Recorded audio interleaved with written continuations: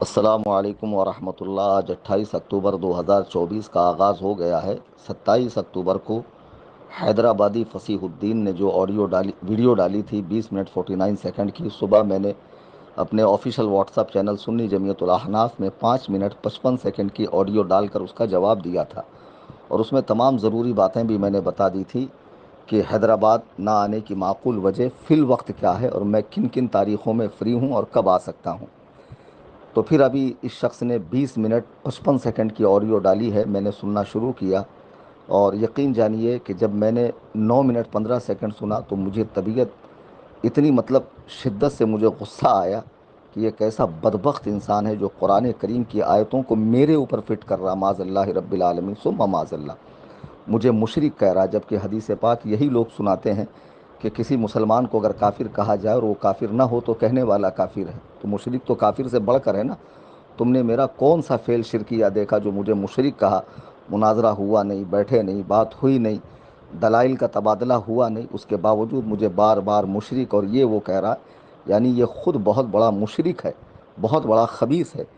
قرآن کریم کی سورہ نمبر 32 کی آیت نمبر 21 اس نے پڑھی ہے، جس میں اللہ تعالیٰ کافروں سے فرما رہا ہے کہ میں تمہیں آخرت کے عذاب سے پہلے دنیا میں بھی جو ہے نا عذاب میں مبتلا کروں گا، ادنا عذاب، چھوٹا عذاب دوں گا۔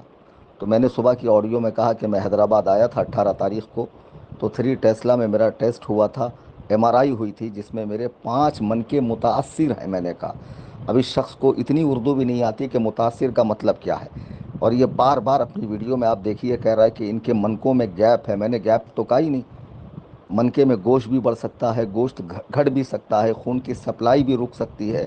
دراصل وہی مسئلہ ہے کہ وہ 5 میں سے جو ایل کے تحت آتے ہیں منکے، اس میں سے ایک منکے میں گوشت بڑھ گیا ہے، سوجن آ گئی، جس سے خون کی سپلائی رکی ہوئی ہے۔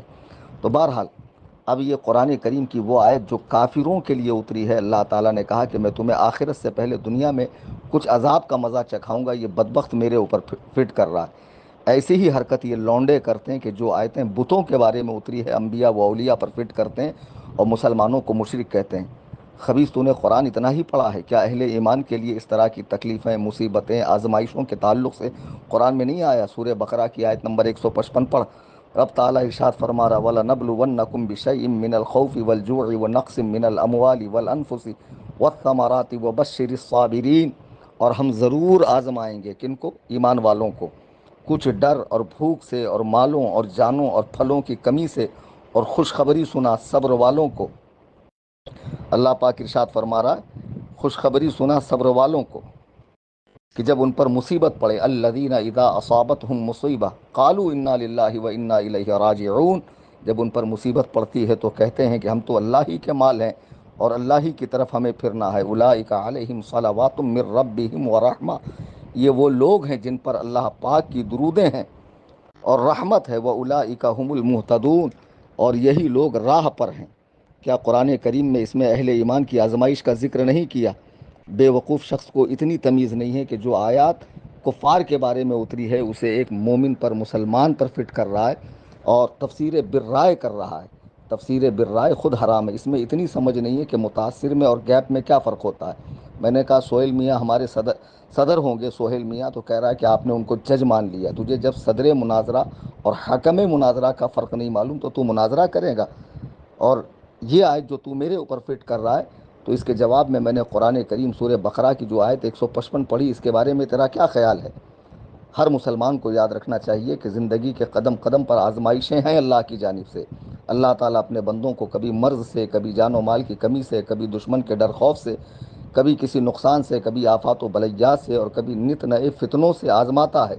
اور جب بندہ دین کی راہ میں تبلیغ کے لیے نکلتا ہے، دعوت کے کام کے لیے نکلتا ہے، تو یہ وہ راستہ ہے کہ جس پر قدم قدم پر آزمائشیں ہوتی ہے، تاکہ اس آزمائش کے ذریعے اللہ تعالیٰ فرما بردار کو، نافرمان کو، محبت کے سچے دعوے دار کو اور زبانی دعویٰ کرنے والوں کے بیچ میں فرق ہو سکے۔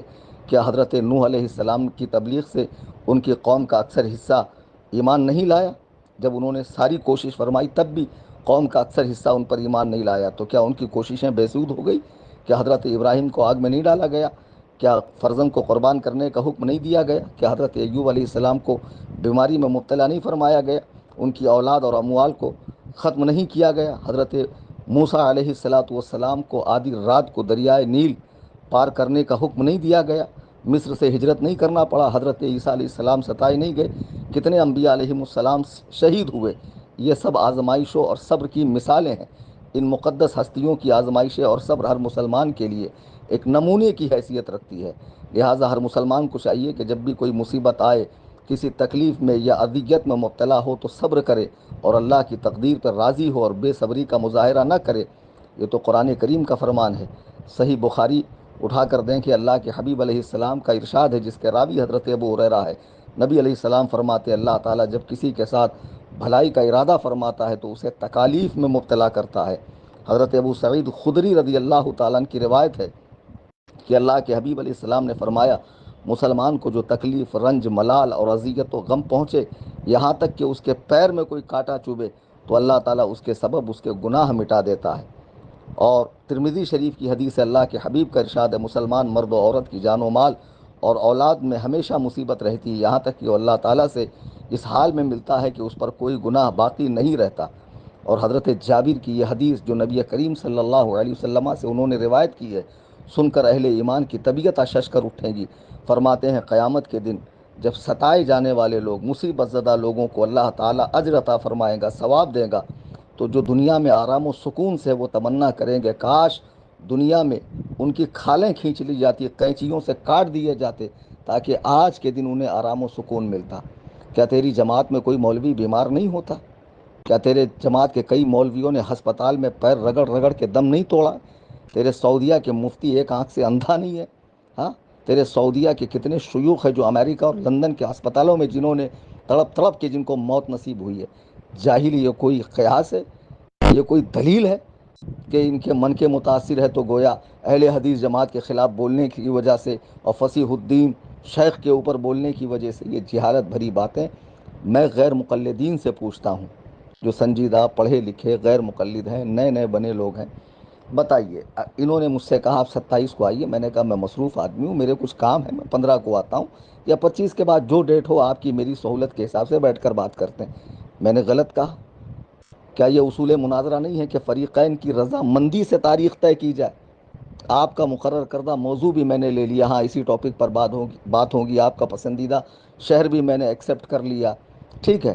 اب وقت کی جو بات ہے وہ دونوں کی مرضی سے طے ہوگا کہ ایک طرفہ طے ہوگا کہ میں نے فلاں وقت بلایا تھا آپ نہیں آئے، گویا کہ آپ جو ہے خارج اسلام ہو گئے، معاذ اللہ، مناظرہ ہار گئے؟ کیا جہالت ہے یار!